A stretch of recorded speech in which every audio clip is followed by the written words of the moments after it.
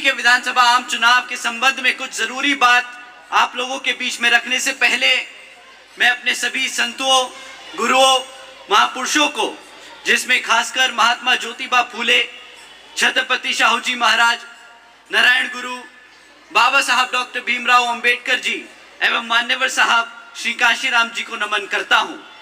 साथ ही मैं बहुजन समाज पार्टी की राष्ट्रीय अध्यक्ष व उत्तर प्रदेश की चार बार रही मुख्यमंत्री व पूर्व सांसद आदरणीय बहन जी के नाम से लोकप्रिय बहन कुमारी मायावती जी को भी पूरे तहे दिल से आभार प्रकट करता हूं। साथियों, जिन्होंने अपनी पूरी जिंदगी बामसेफ,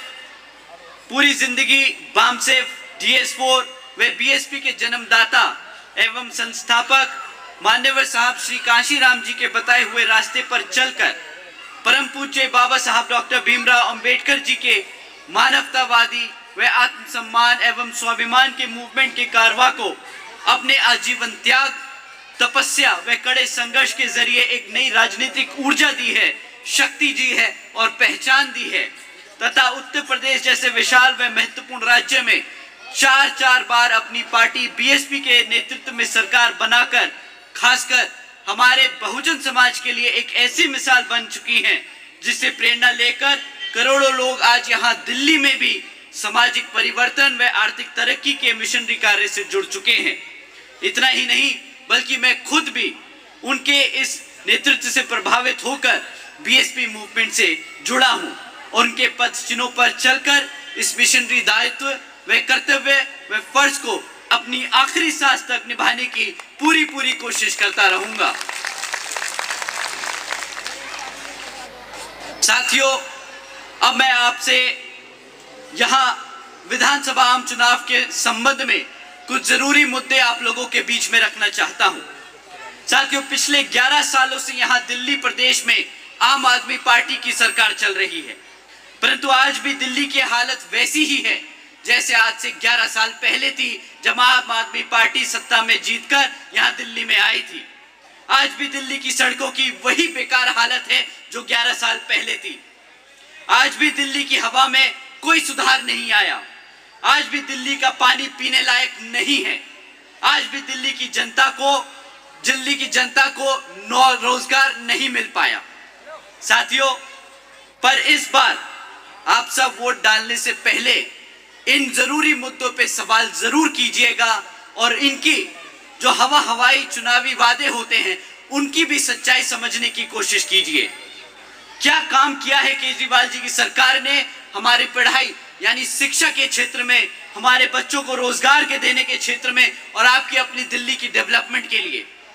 मैं यहाँ बैठे सभी से पूछना चाहूंगा, क्या क्या मिला आप लोगों को, आपके बच्चों को शिक्षा के नाम पे? केजरीवाल जी की सरकार के चलते हुए पिछले 11 सालों में यहाँ इनकी सरकार ने सिर्फ आपकी आंखों में धूल झोंकने के अलावा और कुछ नहीं किया।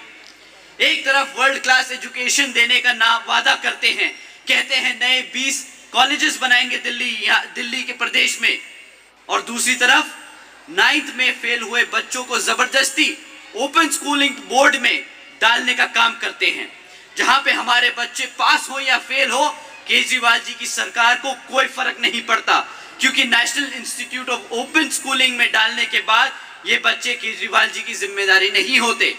ये बहुत चौड़ के बोलते हैं कि जब से मैंने दिल्ली में सत्ता बनाई, जब से मैं दिल्ली की सत्ता में आया हूं, तो मैंने अपने दिल्ली के स्कूलों में, सरकारी स्कूलों में बच्चों को पढ़ाने लिखाने का काम किया है। हमने एवरेज स्कूलों की बच्चों की पासिंग मार्क्स बढ़ा दिए। परंतु सच बात तो ये है कि केजरीवाल जी की सरकार की रिपोर्ट कार्ड में जब ये बच्चे ओपन स्कूलिंग में डाल दिए जाते हैं तो उन्हें ट्रांसफर स्टूडेंट दिखाते हैं। तो बच्चे जो फेल हो गए वो तो ये काउंट करते नहीं। जो बच्चे अपने आप से, अपनी मेहनत से पास हो जाते हैं, उसका श्रेय लेने ये जरूर वहां पहुंच जाते हैं।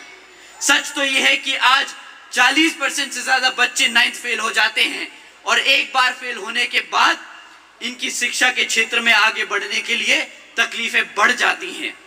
और आप सभी जानते हैं कि सरकारी स्कूलों में पढ़ने वाले बच्चे किस समाज से आते हैं। यहाँ बैठे हमारे सभी सदस्य जानते हैं कि ये हमारे SC, OBC, ST, पिछड़े गरीब समाज के बच्चे हैं जो सरकारी स्कूलों में पढ़ते हैं, और केजरीवाल जी इन्हीं समाज के बच्चों के हमारे ही समाज के बच्चों की शिक्षा से खिलवाड़ करने का ना काम करते हैं। एक तरफ बाबा साहब डॉक्टर भीमराव अंबेडकर जी को अपना आदर्श मानते हैं, दूसरी तरफ उन्हीं के समाज के बच्चों की जिंदगी से खिलवाड़ करते हैं। साथियों, यही केजरीवाल जी की सोच, सामाजिक यही सोच है, ये हमारे समाज के बच्चों को आगे बढ़ने से रोकने की कोशिश करते हैं, क्योंकि ये जानते हैं कि अगर हमारे समाज के बच्चे पढ़ लिख गए तो अपने हकों के लिए भी लड़ने के लिए तैयार हो जाएंगे। ये चाहते नहीं कि हमारे समाज के बच्चे अपने पैरों पर खड़े होकर अपने हकों के लिए लड़े। साथियों, ये इनका कोई पहला झूठ नहीं है। ये इनका कोई पहला झूठ नहीं कि ये वर्ल्ड क्लास एजुकेशन सिस्टम बनाएंगे। इनका दूसरा झूठ कि हम दिल्ली के युवाओं को रोजगार देंगे। केजरीवाल जी ने एक नहीं कई बार ये वादा किया है।